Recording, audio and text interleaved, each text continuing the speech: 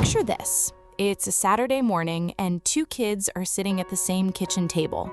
One is handed a worksheet of math problems. The other is handed a cardboard box, some tape, and a pair of scissors. No instructions, no goal, just the box. Which child do you think grows up to be smarter? If your butt said the first one, you're not alone, but you're also not right. And by the end of this video, you'll understand exactly why. We've been told a very specific story about what it means to raise a brilliant child. Flashcards, early reading programs, Mozart in the womb, extra tutoring, advanced placement, everything. Parents pour thousands of dollars and thousands of hours into structured learning, convinced that intelligence is something you pour into a child like water into a cup. But what if the science is telling us something completely different? What if the habits that actually build exceptional intelligence are the ones? This is not a video about how to make your child memorize more. This is a video about how intelligence actually grows, what neuroscience says are linked to genuinely high cognitive ability.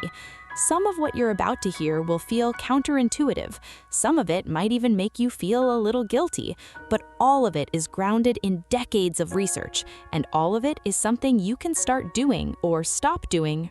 One of the most powerful things you can do to nurture a high IQ child is to let them be bored.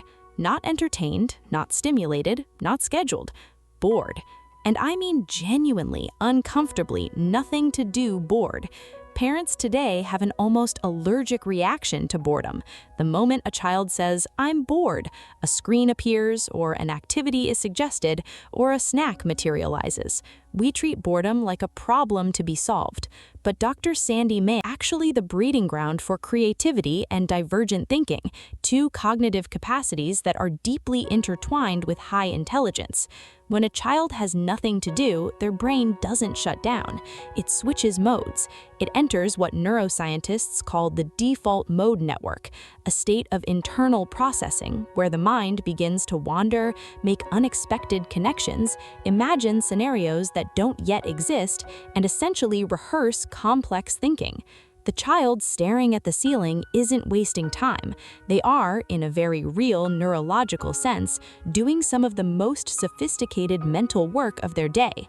The parent's space to develop their own inner world. Now let's talk about something that happens at dinner tables and in car rides across the country.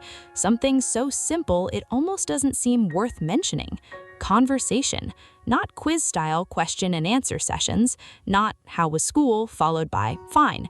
Real conversation, the kind where a parent asks a child what they think about something genuinely uncertain, where there's no single right answer, where the child's opinion actually matters. A landmark study conducted by Betty Hart and Todd Risley at the University of Kansas tracked 42 families over 2.5 years, recording every word spoken to children in the home. What they found was staggering. By age 3, children from families where adults had frequent, rich, complex conversations with them had heard roughly 30 million more words than children from less talkative households. Children who experienced more of these conversational turns had measurably stronger language development, working memory, and cognitive control years later. The brain, it turns out, is sculpted by dialogue. Every time a parent pauses, listens, and responds thoughtfully to what a child says, they are literally strengthening the neural architecture of intelligence.